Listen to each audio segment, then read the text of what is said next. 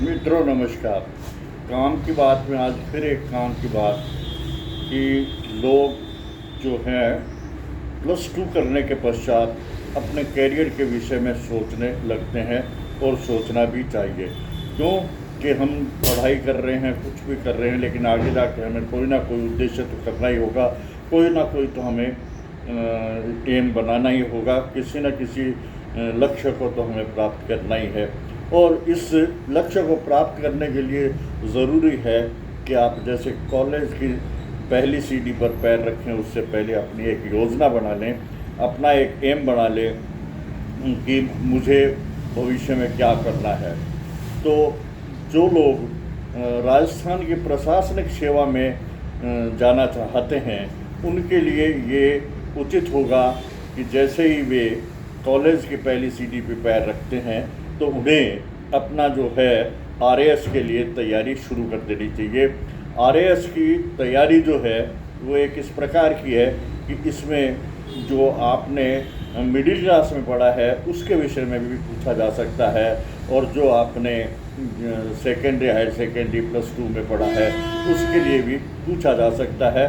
और जो स्नातक स्तर की बात है वो तो इसमें इसके सिलेबस में लिखी हुई है कि परीक्षा का जो स्तर है वो स्नातक स्तर का होगा। तो इस आरएएस परीक्षा के लिए आपकी जो योग्यता है वो जो है किसी भी स्ट्रीम में और मान्यता प्राप्त विश्वविद्यालय से स्नातक डिग्री होती है, और इसमें जो आयु सीमा है वो 21 से 40 वर्ष तक की होती है, और जो आरक्षण की छूट नियमानुसार है वो मिलती है। परीक्षा लगभग हर वर्ष होती रहती है और इसके लिए आपको तैयारी लगातार करनी चाहिए, है ना।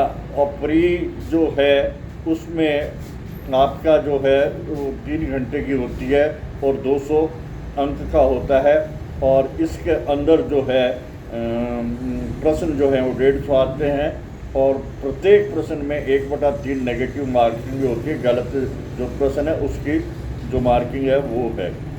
प्री क्लियर करने के बाद में और आपकी जो मेंस परीक्षा होती है जिसमें 4 पेपर होते हैं, 3 पेपर जो हैं जनरल स्टडी के होते हैं, और प्रत्येक एक पेपर जो है वो 200 अंक का होता है, और हिंदी और अंग्रेजी का जो कंबाइंड पेपर होता है वो भी 200 अंक का होता है। इसके पश्चात इंटरव्यू होता है।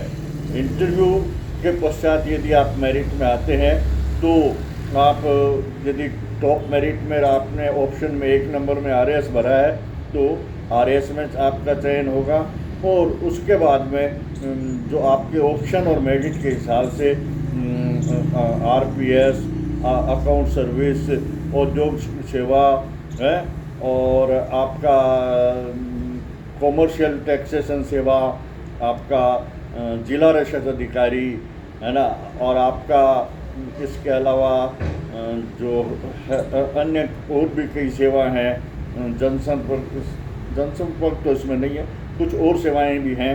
तो उन सेवाओं के अलावा अंत में नीचे जो है वो सबॉर्डिनेट सर्विस की सेवाएं आ जाती हैं। ये कंबाइंड है। इसमें तहसीलदार सेवा जो कि सबसे पहले नायब तहसीलदार पद पर नियुक्ति होती है, और जो सभी प्रकार के इंस्पेक्टर हैं वो भी इसमें इंक्लूड किए जाते हैं, है ना। ये परीक्षा के पश्चात यदि आप मेरिट में आते हैं तो आपका मेडिकल होता है, इंटरव्यू होता है, और उसके बाद में फाइनल मेरिट लिस्ट जारी हो जाती है। फाइनल मेरिट लिस्ट में होने के पश्चात और आपका मेरिट के हिसाब से रिजल्ट जारी कर दिया जाता है और संबंधित विभाग को अलॉटमेंट हो जाता है और उसके अनुसार ट्रेनिंग दी जाती है। तो इस प्रकार ये जो है ये आरएएस की परीक्षा की तैयारी की जाती है। तो ज़्यादा जानकारी के लिए आप राजस्थान लोक सेवा की वेबसाइट पर जाकर के इसकी जानकारी ले सकते हैं। तो आज के वीडियो में बस इतना ही, फिर मिलेंगे किसी अन्य वीडियो में। तब तक के लिए नमस्कार। मेरा ये वीडियो अच्छा लगा तो कृपया लाइक और सब्सक्राइब करने का कष्ट करें। धन्यवाद।